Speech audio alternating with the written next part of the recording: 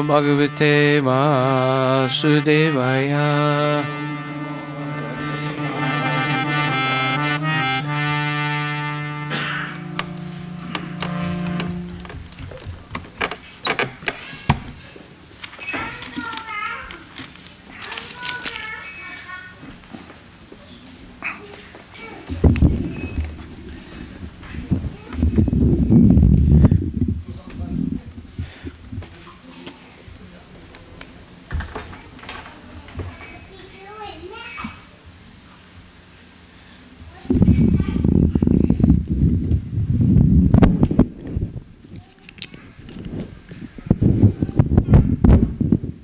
So tonight we are going to talk about the Srimad Bhagavatam, but first we're going to do a very short respect and worship of the Srimad Bhagavatam, which is non-different than Krishna himself.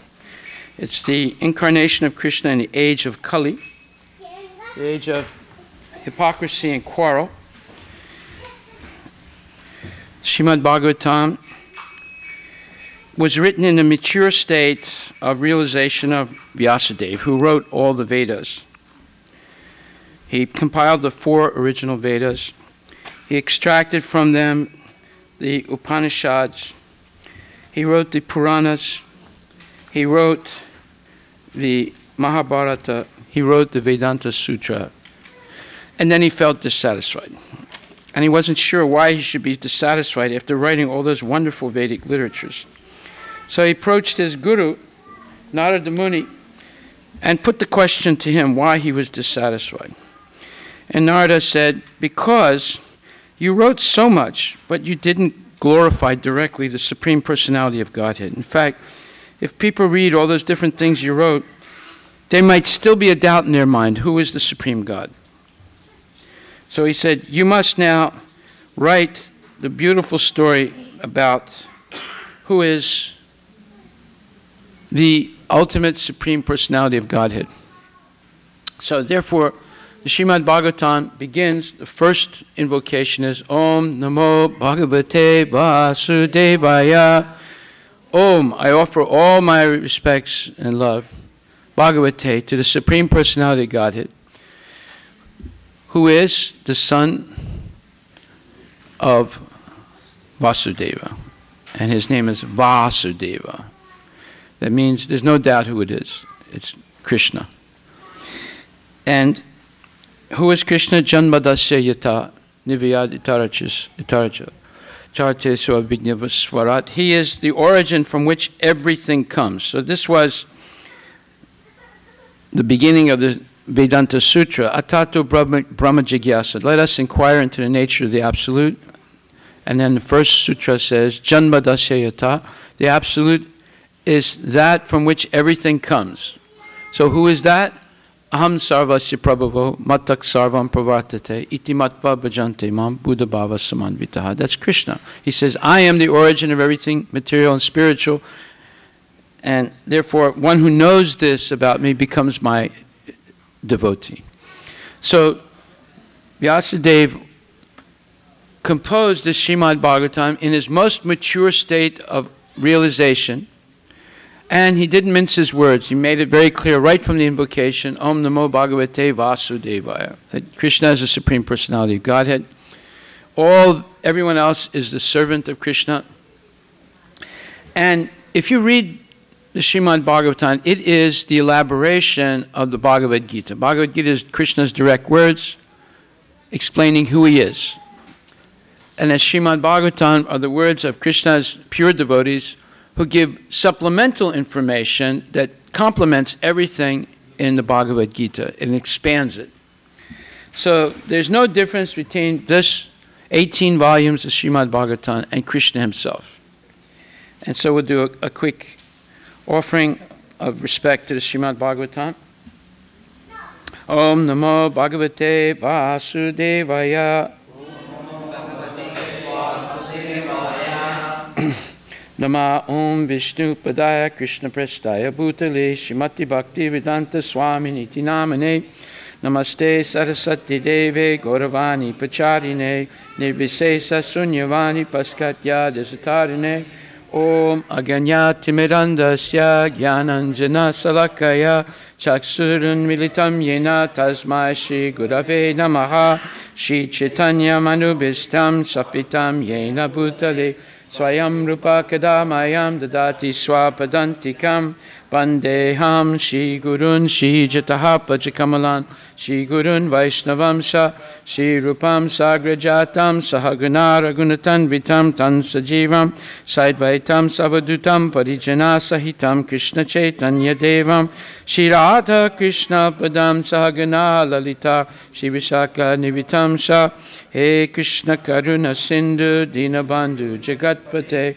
Gopesha Gopika Kanta Radha Kanta Namostute Tapta Kanchana Gorangi Radhe Vrindavaneshwari Vishabhanustute Devi Pranamami Hari Priye Panchakalpatarabhyascha Kripa Sindhubhye Vacha Patitanam Pavanebhyo Vaishnavebhyo Namo Namaha Shri Krishna Chaitanya Prabhu Nityananda Shri Advaita Gadadhar Shivasadi Gaur Bhaktavinda Hare Krishna Krishna Krishna Hare Hare Hare Rama Rama Rama Hare Bolo Hare Krishna Krishna Krishna Hare Hare Hare Rama Rama Rama Hare Hare Krishna Krishna Krishna Hare Hare Hare Rama Rama Rama Bolo Hare Krishna Krishna Krishna Hare Hare Hare Rama Rama Rama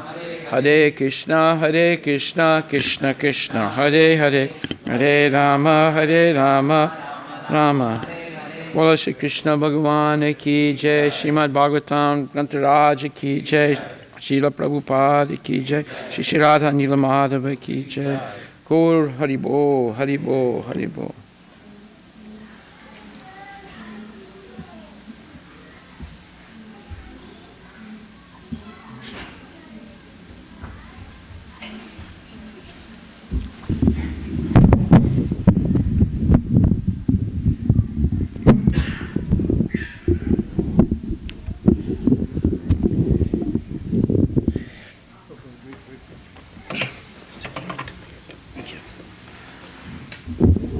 Now we've been reading the Bhagavatam all week. We're going to continue till New Year's Day. We've had Bhagavatam Saptah, but it's so much nectar, we've only finished the first canto. Because we can't rush through it. It's too much nectar. It's too sweet and too wonderful. So we'll continue also in January as much as we can cover of it. Bhagavatam is very emotional. When you read it, it brings tears to your eyes because it's all about Krishna. And Krishna is so wonderful that it's hard to avoid crying, not in misery, but in ecstasy. So today we're going to hear the beginning of the recitation of Bhagavatam.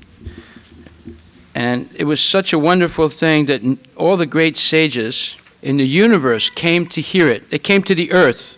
That's the original UFOlogy. Ufology. Unidentified flying objects. There were thousands of them 5,000 years ago that came from the upper planetary systems to witness and hear the Bhagavatam. So Maharaj Parikshit commits an act that he doesn't even understand why he did it himself. He goes to a Brahmana, Samika Rishi, to ask for some water. The Brahmana is in a deep state of samadhi. He waits a little bit, then he becomes unnaturally upset. He picks up a dead snake and puts it around his neck and walks away. And the Rishi himself was not disturbed by this. But the Rishi's son, named Shringi, becomes very disturbed, and he decides to curse Maharaj Parikshit. And he curses him to die, to be killed in 7 days by a flying snake called Taksaka. Now, you can imagine how dangerous a flying snake is. Right? Fortunately, nowadays we don't have any flying snakes. But this was an extremely dangerous snake. And so Maharaj Parikshit now knows that he's going to die in 7 days. So he asks some very exalted sages, what should I do now that I know for sure I'm going to die in 7 days? And they have a discussion, and they decide that the best thing you could do is to hear Srimad Bhagavatam, spoken by a pure devotee. And there just happened to be, there were many pure devotees present at the time, but there was a 16-year-old boy that had just been born. He had remained 16 years in the womb of his mother. Ouch. Imagine that, ladies. Why did he stay 16 years in the womb of his mother? Because he had impersonal realization. So for him, he said, look, all is one. Whether I'm here or out there, it's the same thing. So he stayed.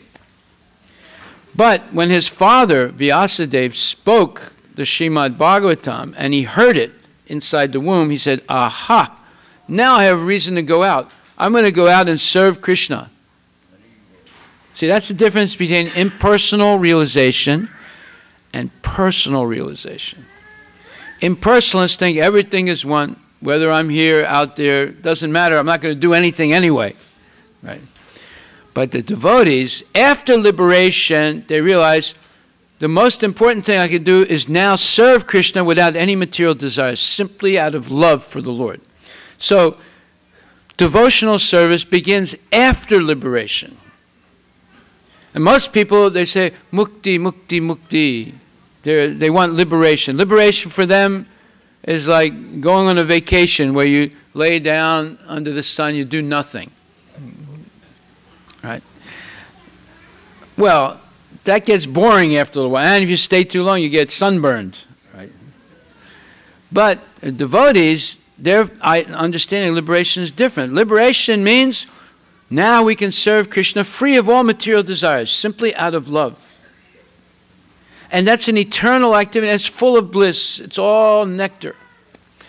So, Maharaj Parikshit, rather than lamenting, oh no, I'm going to die, I'm a big king, I have a beautiful wife, I have beautiful children, there's so much money in my treasury, I don't want to die. No, he wasn't like that. He said, bring it on. I'm happy. Now I can focus my mind on what is really important, instead of being in intrigues and there's enemies and there's friends, and no. Now I'm free. So he just sat down on the bank of the Ganga. Actually, it was the Yamuna. And he was surrounded by sages, and he began to fix his mind on Krishna. This is what we should all do, whether we know whether we're going to die in a few days or if we're going to live for another 100 years. We should learn to fix our mind on Krishna. This is the purpose of life. Tasmat sarvesu kalesu mam anusmara yudyacha maye arpita mano buddhir mam evaisasya samsaya. Therefore, at all times, Arjuna, mam anusmara yudyacha.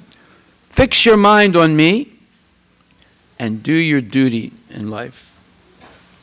So whatever your duty is, someone might work in Microsoft, someone might work as a security guard, whatever your work is. Just fix your mind on Krishna and do whatever your duty is to earn money honestly, maintain your family, but your real purpose in life is to fix the mind on Krishna. And so, Maharaj Parikshit sits down and fixes his mind on Krishna, and he says, Krishnangiri sevam adimanyamana upavisat prayam amartya nadyam. He says, he sat down firmly on the bank of the Ganges to concentrate his mind in Krishna consciousness, rejecting all other practices of self-realization. He didn't do pranayama, he didn't like press his nose like that. He didn't do any of that stuff. He sat down and began to fix his mind on Krishna and rejecting all other practices of self-realization, because transcendental loving service to Krishna is the greatest achievement, superseding all other methods. Now we're going to hear something serious instead of hogwash. The river Ganges, by which the king sat to fast. Now he decided that he would fast the next 7 days. No water, no food, no sleep. Right? This water of the Ganges is most auspicious, and it's mixed with the dust of the lotus feet of Krishna, because Krishna walked in Vrindavan, and he came to Mathura, then he was in Hastinapur. So the dust from his lotus feet is mixed with the Ganga. And of course, his foot went through the universe to let in the holy waters of the Ganges as Upendra, as Vamanadev. So you can say that the Ganges is coming from his feet. But it was not only the Ganges, because Maharaj Yudhishthira is in Hastinapur in Delhi. So Yamuna runs through Delhi. So it was actually the Yamuna. And the Yamuna is more directly connected to Krishna, because that's where Krishna spent his Kumar age with the gopis and the residents of Vrindavan. That's where the gopis would cry and their tears would mix with the mud on the bank of the Yamuna. That's where we get our Gopi Chandan, this tilak. So it's very closely connected, more closely connected to Krishna than even the Ganga. And that's where his father crossed over the Yamuna, bringing Krishna from the prison in Mathura to Vrindavan. And Mathura and Yamuna wanted to have Krishna darshan and wanted to get the mercy of his feet. So she took him out of the arms of Vyasadeva and carried him away, Vasudeva, and carried him away, right? And then, of course, brought him back. So he has a very close connection to Yamuna. And therefore, according to the Varaha Purana, quoted by Srila Jiva Goswami, there's no difference between the water of the Ganges and the Yamuna. But when the water of the Ganges is sanctified 100 times, it is called Yamuna. Similarly, it is said in the scriptures that 1,000 names of Vishnu are equal to one name of Rama. And 3 names of Rama are equal to 1 name of Krishna. So now you know why we chant Hare Krishna, Krishna Krishna, Hare Hare, Hare Ram, Ram Ram, Hare. 1 name of Ram is equal to the entire Vishnu Sahasranama Sutra. And 3 names of Ram is equal to 1 name of Krishna, or 1 name of Krishna is equal to 3 names of Ram. So this Hare Krishna mantra is very special, not because we think it's special, because it's confirmed in the Varaha Purana and by great acharyas like Srila Jiva Goswami, who's one of the greatest scholars of Vedic knowledge in modern history. If you ever saw the number of books and the deep philosophical understandings in those books, your hair would stand on end. So he sits down and he's decided to fast, and he frees himself from all kinds of attachments and associations, and he accepts the fact that he's going to die, and he's not at all hurt by it. In fact, he takes it as Krishna's special mercy on him. So then many great personalities came to see him and be there, accompanied by their disciples. So common people, they go to pilgrimage places like Vrindavan or Haridwar, Rishikesh, usually to bathe in the Ganges. But all these people came not to bathe in the Ganges, but to bathe in the sacred waters of the Yamuna and the Ganga by hearing the Srimad Bhagavatam. You see, they came to bathe themselves in Bhagavatam. And of course, it's said in the Gita Mahatmya that when you bathing in the Ganges, will purify you after prolonged bathing. But just once hearing the Bhagavatam or Bhagavad Gita can purify all your sins if you seriously listen. Okay. So then he says, Vasudeve Bhagavati Bhakti Yoga Prayojitaha Janayat Yasavairagam Jnanam Chayat Ahaitukam. By rendering devotional service unto the personality Godhead, Sri Krishna, one immediately acquires causeless knowledge and detachment from the world. So, many wonderful things happen when we decide to listen seriously to Bhagavad Gita and Srimad Bhagavatam. We develop knowledge and detachment from the world, not by studying, simply by hearing. And hearing how? Hearing with faith. Shusosaho sadadanasya vasudeva kata richi. So one should hear with shraddha. Shusosaho shraddhadanasya. Then vasudeva kata ruchi. We develop a taste to go on hearing this message. Okay, now, many people come. Thus the king, who is the descendant, the grandson of the Pandavas, decided once and for all and sat on the Ganges bank to fast until death and give himself up to the lotus feet of Lord Krishna, who alone is able to award liberation. So freeing himself from all kinds of associations and attachments, he accepted the vows of a sage. What are the vows of a sage? He will not use his time for anything else but to serve the Lord. And then many sages come, and then there's a description, and this is what I wanted to read.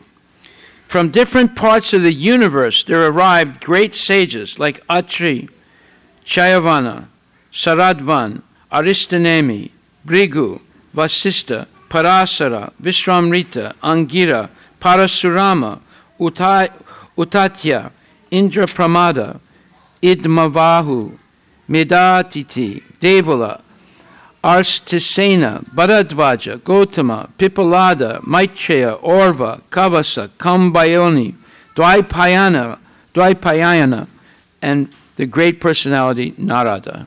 All these great exalted personalities come.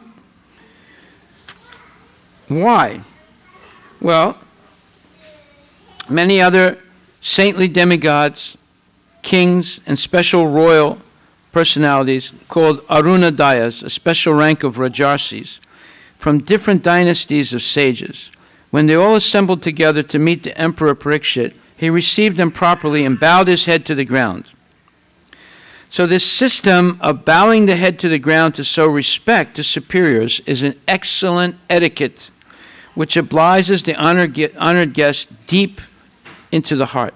Even the first-grade offender is excused simply by this process. And Maharaj Parikshit, although honored by all the rishis and kings, welcomed all the big men in that humble etiquette in order to be excused from any offenses. So this giving dandavat is very important because, especially to exalted personalities, very, very important for our own benefit. And here we see Maharaj Parikshit is a king. He's the king of the whole world. All other kings are subjugated by him, but yet he's bowing down to everyone. This is what one must do when they're preparing to die. In fact, one should do this their whole life. The entire life should be a preparation for death. Antakali chamam eva smaran mukva kalevram yaprayati samad bhavan yati nasti atra samsayaha.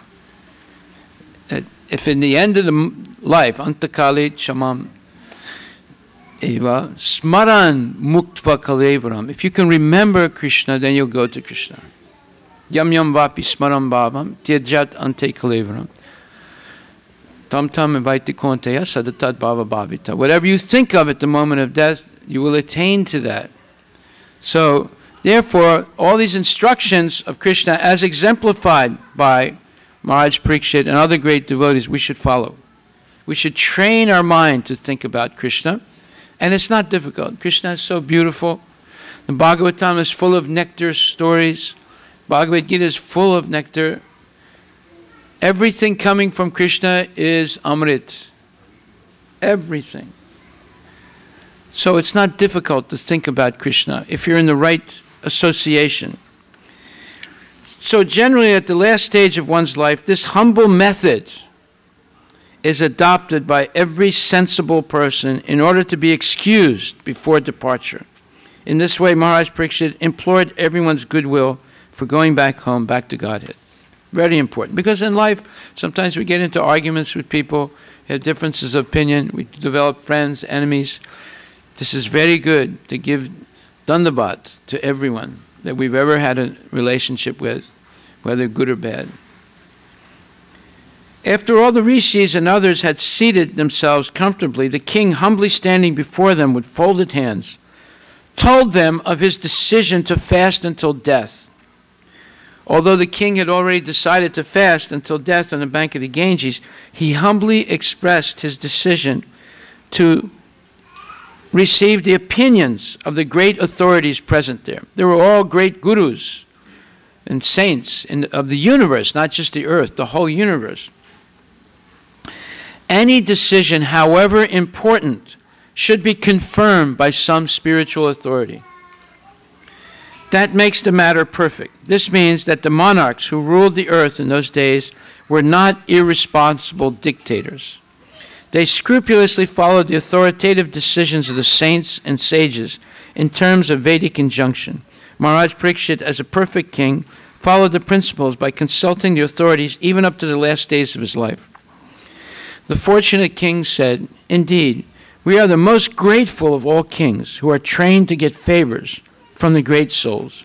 Generally, you sages consider royalty as garbage to be rejected and left in a distant place." Yes, usually great sadhus, they don't like to associate with big people who are only interested in money and power. But here, all these big people came to see Maharaj Parikshit in his last moments. According to religious principles, stool, urine, wash water, etc. must be left at a long distance. Attached bathrooms, urinals, etc. may be very convenient amenities of modern civilization, but they are ordered to be situated at a distance from residential quarters. This is the Vedic system. They never have bathrooms and toilets inside the house. That very example is cited herein in relation to the kingly order for those who are progressively marching back to Godhead. In other words, saintly people do not associate with rich monarchs and things like that, because they are so enamored by their power and money that they don't not really anxious to hear anything. It's easier for a saint to go to a house of a poor man, because a poor man will welcome the saint and honor him. But if he goes to a rich man, rich people usually take it like, oh, this guy's coming for money, he's a beggar, but I'm a rich man, you see. So they don't really respect always the sadhus. And how about a king who's the very, very powerful and rich? The very example cited here in relation to the kingly order for those who are progressively marching back to Godhead. Lord Sri Chaitanya Mahaprabhu said that to be in intimate touch with dollars and cents persons or the kingly order is worse than suicide for one who desires to go back to Godhead. In other words, the transcendentalists do not generally associate with men who are too enamored by the external beauty of God's creation. By advanced knowledge and spiritual realization, the transcendentalist knows that this beautiful material world is nothing but a shadowy reflection of the spiritual reality, the kingdom of God. They are not, therefore, very much captivated by royal opulence or anything like that. But in the case of Maharaj Parikshit, the situation was different. Apparently, the king was condemned to death by an inexperienced Brahmana boy, but factually he was called by the Lord to return to him. See, this is the difference between devotees and materialists. Materialists would be devastated by this. They say, I have so much money, I have so much power, I have a young family, and I need a lifetime to enjoy this, and now I'm going to have to die. So they would be devastated. Maharaj Parikshit said, this is the Lord's mercy. He's taking this all away from me so I can focus my mind on him. There's different ways of looking at things in life. When we're not trained in spiritual life, we get devastated by material setbacks. But actually, in spiritual life, failure can be the pillar of success. We become much stronger spiritually, not when everything is going all right, but when everything doesn't go all right. That's when you separate, as they say in English, the men from the boys. The boys fall away, the men tough it out. When things get tough, the tough get going, as they say.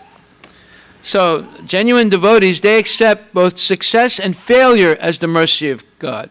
But materialists, they accept failure, success as the mercy of God, and failure as nonsense. And then they change their God.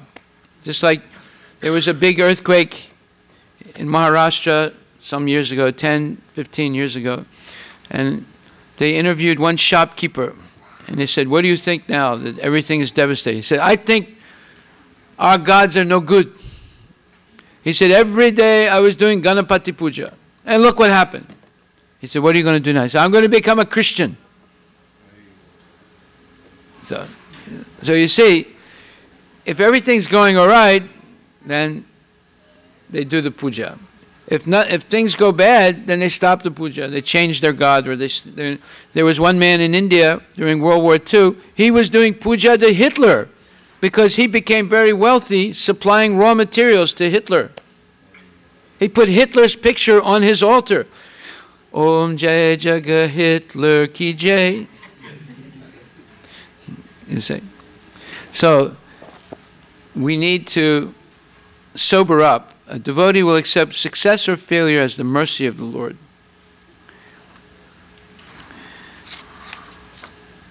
Now, other great persons in the universe, great sages and mystics, came to see Maharaj Parikshit fast until death and listen to the Srimad Bhagavatam. They were anxious to see him because they knew that he was going to go back to Godhead. This is what happens when you listen seriously to Bhagavatam. You get on the fast track, not to go to Disneyland, but to go to Goloka, Vrindavan. See? So Maharaj Parikshit also could understand that the great sages who assembled there were all kind to his forefathers, the Pandavas, because of their devotional service to the Lord. Yeah, his grandfathers were all great devotees, and all the sages loved them because they were the sincere servants of Krishna. In fact, Krishna subordinated himself to Arjuna to help him out of his love for him. He drove his chariot. That's anyone who knows something about spiritual life realizes this is extraordinary, where God subordinates himself. Who does he subordinate himself? Mother Yasoda? Who does he subordinate himself to? Dhruva Maharaj? See, only to sincere devotees. He accepts to be their servant. Therefore, he felt grateful to the sages for being present there at the last stage of his life, and he felt that it was all due to the greatness of his late forefathers or grandfathers. He felt proud, therefore, that he happened to be the descendant of such great devotees. Such pride for the devotees of the Lord is certainly not equal to the puffed up sense of vanity for material prosperity. The first is reality, whereas the other is false and vain. The Supreme Personality of Godhead, the controller of both the transcendental and mundane worlds, has graciously overtaken me in the form of a Brahmana's curse. So he's not blaming the Brahmana boy that cursed him. He's saying, this is coming from the Lord. Why? Because he must have known that I was becoming attached to being a big king, attached to the riches and opulence and praise that goes along with it. So he snatched it away from me before I completely go into Maya. And obviously he went into Maya somewhat because he did something strange. He got upset and angry and put a dead snake around the neck of Samika Rishi, a great Rishi, while he was meditating.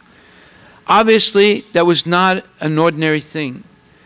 That was extraordinary for him to do such a thing. It was out of character. Therefore, he understood this was the arrangement of the Lord.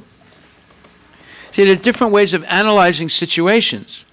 We need to have a spiritual perspective of a situation rather than a material perspective. For example, I'll give you an example. Someone came up to me and said, Prabhuji, I hate this coworker. I hate him. I want to kill him. I said, why? He said, because he's always insulting me, putting me down, trying to put himself up at my expense. I said, that's good. He said, what? What's good about it? I said, very good for your spiritual life. But how is that good for my spiritual life? I want to make more money for Krishna. I said, it's not a question of making more money. This person is your guru if you know how to see correctly. So how can he be my guru? He's insulting me. He hurts me. I said, no, first of all, I say he's not hurting you. He's hurting your false ego. There's a difference between you and your false ego. Secondly, I said, every time he insults you, you should smile inside. Don't smile in front of him, but smile inside and thank him. And make a vow. Every time you're insulted, you're going to chant 5 more rounds of Hare Krishna that day. Hare Krishna, Krishna Krishna, Hare Hare. Hare Ram, Ram Ram, Hare. That means he becomes your guru. The more he insults you, the more you will chant. Therefore, every time he insults you, you should thank him inside. So, oh, Prabhuji, thank you very much. Now you are inspiring me to chant more Hare Krishna. So this is a different way to look at the situation, a spiritual way to look at it. It's based on Lord Chaitanya's instruction. Trinadapi sunichena, tarorapi saistana, amanina manadena, kirtaniya sada. One should be more humble than the grass in the street, more tolerant than the tree that never complains, and ready to offer respect to all others, especially those that disrespect you, and never expect to have any amount of recognition for the service that you do. Just be satisfied by the service itself, not say, well, I did this. I moved the pencil from here, 2 inches over there. I want to be recognized. Put my name on the board. What? That's crazy. See, the greatest devotees never ask for recognition. They're satisfied by the service itself. They're satisfied that Krishna hopefully is pleased. That's their satisfaction, right? So, he continues. He says, the Lord has done, not this Brahmin boy did it, not this Samiki Rishi. The Lord has done this in such a way that only out of fear I will detach myself from this world. Only out of fear. Right? Well, he's fearing death. So, out of fear, just like one time there was a very, very fat lady, Moti, right? She went to the doctor and she said to the doctor, I'm very fat. How can I lose weight? He said, well, let me do a medical checkup first. So he went through a long checkup, you know, with a stethoscope, and he said, open your mouth, and he looked inside, said, he looked into her ear, and anyway, after a little while, he said, it's very bad news. She said, what's the matter, doctor? I just want to lose weight. He said, well, you're going to lose your life. You have a terminal disease. He said, what? He said, yes, you only have like 1 month to live. 1 month? What is it? What is it? So it's a very rare type of cancer. There's no healing it. You're going to die. The lady was devastated. You know, she went home, she told her husband, and he was devastated. Said, what are we going to do? She said, I don't know, I'm going to die in 1 month. I don't want to die. So she got so nervous and upset, she stopped eating. 1 month went by, she lost 180 pounds. She went back to the doctor and said, doctor, I didn't die. What's going on? I said, well, it was not true. He said, I just said that so you would lose weight. If I had told you everything is all right, you have to go on a diet, you wouldn't have done it anyway. But when I told you you're going to die, you got so anxious that you went on a diet. and you lost weight. So he's saying the same thing here. He's saying that out of fear, I will detach myself from the world. Say, well, we're all in the same situation. If we think, I'm 60, but I'm going to live another 40 years, you still think I'm a young man. But if someone is 10 and they're only going to live 2 years, they're already old man. But the truth is, we don't know how long we're going to live. We don't know whether we're young or old. Therefore, tasmat sarve sukalesu mam anusmara yudyacha maya arpita mano buddhi mam evaisya samsaya. We should all be chanting Hare Krishna all the time and remembering Krishna.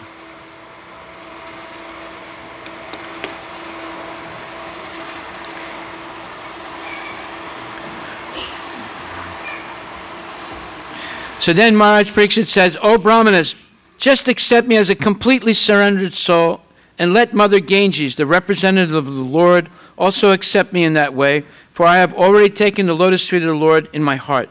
Let the snake bird, or whatever magical thing the Brahmana created, bite me at once. I only desire that you all continue singing the deeds of Lord Vishnu. As soon as one is given up completely unto the lotus feet of the Supreme Lord, he is not at all afraid of death.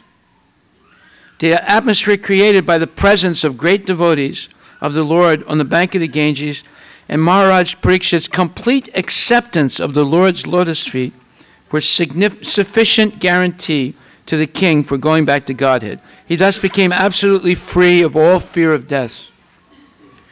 Again, offering obeisances unto all you Brahmanas, I pray that if I should again take my birth in the material world, I will have complete attachment to the unlimited Lord Krishna, association with his devotees, and friendly relations with all living entities. So here he's saying, if for any reason I don't go back to Godhead and I take birth again, I'm promising you right now, I'm promising you, I'm telling you on my word of honor, that I will never let go of Krishna's lotus feet in my next life, and I will always associate with devotees. I will not associate with non-devotees, and I will always keep friendly relations with all people.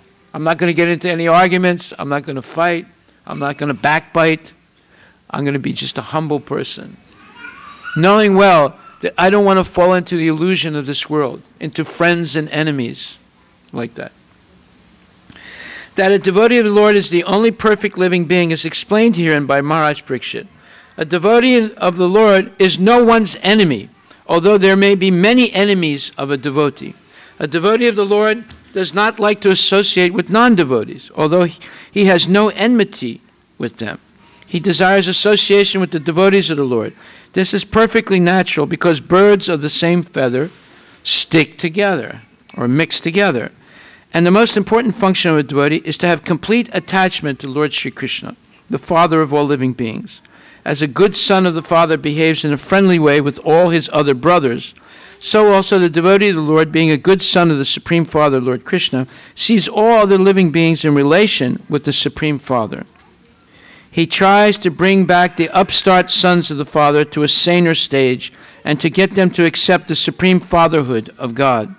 Maharaj Pariksit was certainly going back to Godhead, but even if he were not to go back, he prayed for a pattern of life which is the most perfect way in the material world. A pure devotee does not desire the company of a personality even as great as Brahma, but he prefers the association of a petty living being, provided he's a devotee of the Lord. In perfect self-control, Maharaj Pariksit sat down on a seat of straw with straw roots facing the east, placed on the southern bank of the Ganges, and he himself faced the north. Just previously, he had given charge of his kingdom over to his son. So he gives up his whole kingdom. He picks up some kusha grass, and the kusha grass he puts on the bank of the river, but the roots, he pulled up the whole roots also, face the east, and he's facing north. And now he's ready to hear Bhagavatam. Thus the king, Maharaj Pariksit, sat to fast until death. All the demigods of the higher planets praised the king's actions, and in pleasure continually scattered flowers over the earth and beat celestial drums. Even up to the time of Maharaj Pariksit, there were interplanetary communications, and the news of Maharaj Parikshit's fasting until death to attain salvation reached the higher planets in the sky where the intelligent demigods live. The demigods are more luxurious than human beings, but all of them are obedient to the orders of the Supreme Lord. There is no one in the heavenly planets who is an atheist or non-believer. Thus, any devotee of the Lord on the surface of the earth is always praised by them. And in the case of Maharaj Parikshit, they were greatly delighted and thus gave tokens of honor by scattering flowers over the earth and by beating celestial drums. A demigod takes pleasure in seeing someone go back to Godhead. He is always pleased with the devotee of the Lord, so much so that by his adidaivic powers, he may help the devotees in all respects. And by their actions, the Lord is pleased with them. There is an invisible chain of complete cooperation between the Lord, the demigods, and the devotee of the Lord on the earth. Now, this is very, very interesting. Very, very interesting. People want to communicate with beings in outer space. They're sending radio signals out and hoping to hear something, but they don't hear anything. Why? Because they're all demons, asuras, atheists, non-believers, rascals, and nonsense. So why would a demigod want to communicate with such people? Would you communicate with a person that's a murderer? Would you communicate with a person who's a thief? Would you communicate with a person who's low class? So why would the devas communicate with these low class rascals sending out radio signals? You see? But yet, now Prabhupada is revealing here that there is an invisible chain of complete cooperation between the Lord, the demigods, and the devotees of the Lord on earth. And also, even up to the time of Maharaj Parikshit, there were interplanetary communications, and the news of Maharaj Parikshit's fasting until death to attain salvation reached the higher planets in the sky where the intelligent demigods live, and that's why they came to witness it. And we're going to stop right there. This is very interesting. You can listen sometimes. They have the program, used to be Art Bell, now it's George Norrie. It's on the radio every night. It's full of speculation. They bring in people, they talk about ufology, they talk about the pyramids, they talk about mystical things. Sometimes they talk about Bhagavad Gita. It's all speculation. There's nothing authentic about it. If you want to hear 1,001 opinions that are all worthless, listen to that radio program. Now they have a second radio program like that because it's getting popular. People like to hear fantastic stories that have, they're like fantasy stories. You know, there are people on the moon, there are no people on the moon. There's no water on Mars, there is water on Mars. The Explorer satellite saw this, didn't see that. There might be people on Saturn, there's nobody on Mars. You know, they're just talking nonsense all night long, and people are calling in and adding to the nonsense, right? But if you want to know about what's happening in the universe, this is what you read. Then you have real information of what's happening in this universe. Now, just like someone has a cell phone, so the cell phone is connected to a cell tower that might be connected to other cell towers or to a satellite. And then when you dial someone in New York, it goes to the cell tower beams a signal, it goes to, let's say, a satellite, and the satellite beams it to another cell tower in New York, and now you're connected, right? And they have Google network, they have different types of networks. This is Goloka network, Krishna network.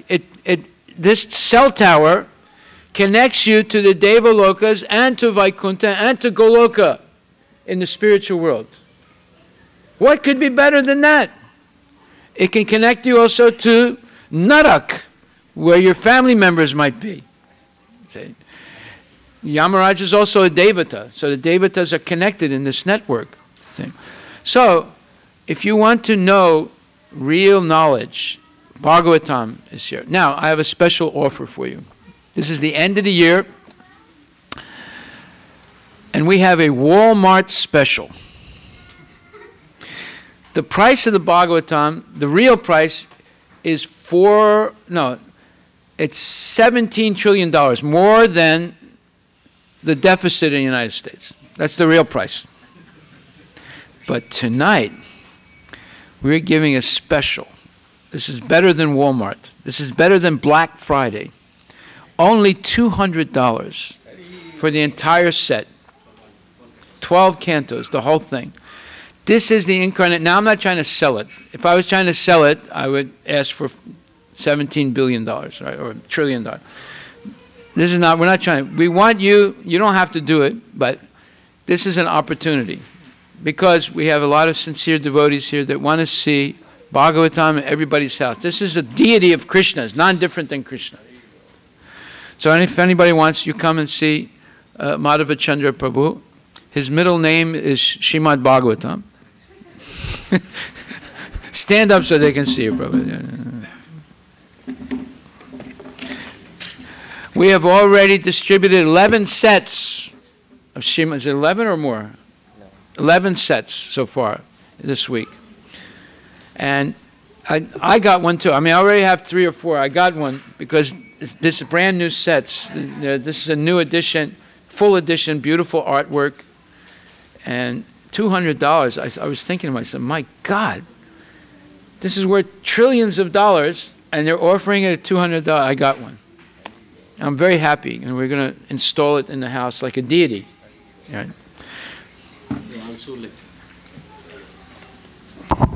Hare Krishna. So whoever receives Bhagavatam, so we will be also having Bhagavatam welcoming ceremony at home. His Grace Harivilas Prabhu will be coming, and we will have a auspicious Bhagavatam welcoming ceremony will be there as well. So we have done it to quite a few houses before. And then whoever is interested, please come and see us. We'll be happy to bring Bhagavatam to your home. And as Prabhu mentioned, Srimad Bhagavatam is non-different than Krishna. And then best way of worshipping Srimad Bhagavatam is reading. Even if you are not reading, keeping it at home is very auspicious. It's more auspicious when you read. Worshipping the right way of Bhagavatam is reading every day. Nityam Bhagavata Sevaya. So please come and see us if you would like to take a Bhagavatam set. So we are actually offering at the printing cost. Actually, it's like 40 books. It's a 12 cantos. It's available as 40 volumes, 40 books, small books, and easy to carry, and it has wonderful artwork as Prabhu mentioned. And this is like we are just offering at the printing cost price. So we are receiving it from BBT, and then we are even shipping cost also we are reducing it now. So we are offering it for $200 because this holiday season we would like people to have auspicious thing in their home because people are getting so many things during holidays. We would like them to get Srimad Bhagavatam. So Hare Krishna. And we have a quick announcement, and then we're going to have our arti. Now this is the holiday season. It's the end of the year. So we're going to celebrate the end of the year, and we're going to celebrate the new year. So tomorrow is the last day of 2012, and from 9 to 11 tomorrow morning we have Bhagavat Saptah. We're going to continue the Srimad Bhagavatam as we've been doing all week. From 12 to 6 we have Harinam Mahayagya. Harinam Mahayagya means we're going to be chanting on beads or chanting kirtan, basically 6 hours straight. We're going to try and do 3 to 5 million names of Krishna. We need your help. Hare Krishna, Krishna Krishna, Hare Hare, Hare Ram, Ram Ram. So there are different names in the mantra, 16 names in one mantra, Hare Krishna, Hare Ram, right? So there's 108 beads. We'll give everyone beads. So 108 times 16 names, that's 1,728 names. That's one round. So we want as many people to come and chant Hare Krishna, Krishna Krishna, Hare, and do as many rounds as you want. We're doing for 6 hours straight. Last year we did over 2 million names of Krishna.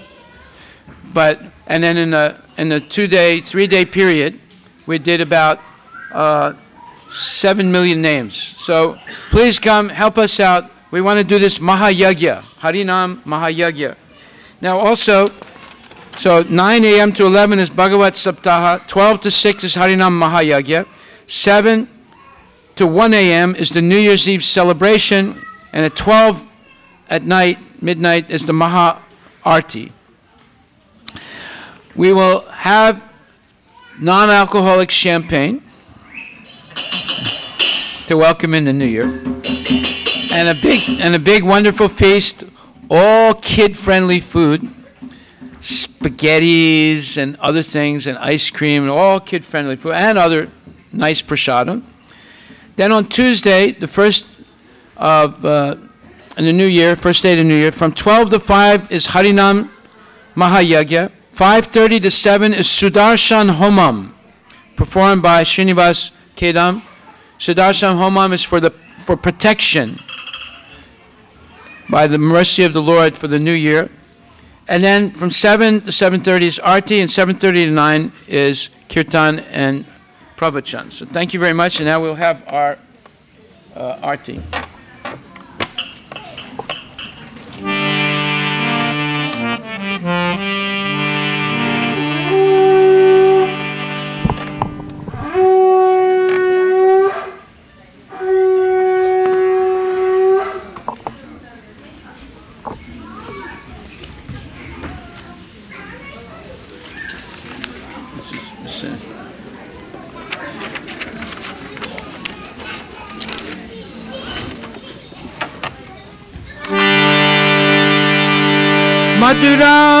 Maduram Astakam, Madura Adaram Maduram, Vamatam Maduram, Naranam Maduram, Hasitam Maduram, Hridayam Maduram, Gamanam Maduram, Madhuradipate Rakila Madhuram, Madhuradipate Rakila Madhuram, Madhuram Adaram Madhuram, Vamana Madhuram,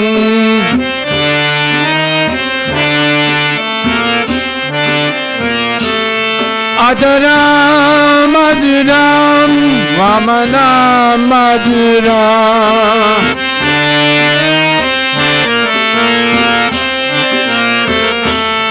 Nayana Maduram, Asitam Maduram, Nayana Maduram, Asitam Maduram, Hridayam Maduram, Gamanam Maduram,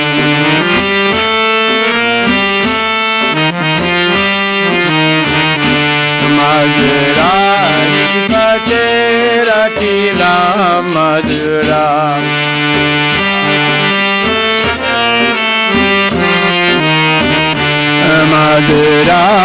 Madhuradipate Rakila Maduram, Madhuradipate Rakila Maduram, Madhuradipate Rakila Maduram, Madhuradipate Rakila Maduram, Vachanam Maduram, Charatam Maduram, Vachanam Maduram, Charitam Maduram, Vasanam Maduram, Valitam Maduram,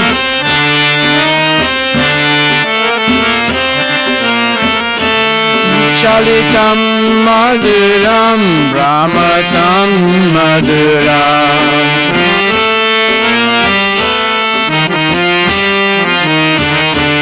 Madhuradipate Rakila Maduram, Madhuradipate Rakila Maduram, Madhuradipate Rakila Maduram,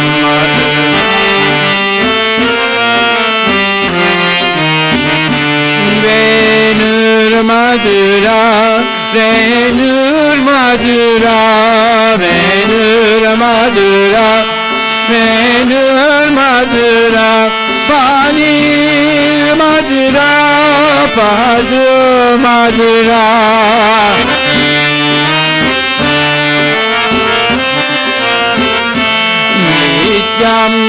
Madhuram Satyam Madhuram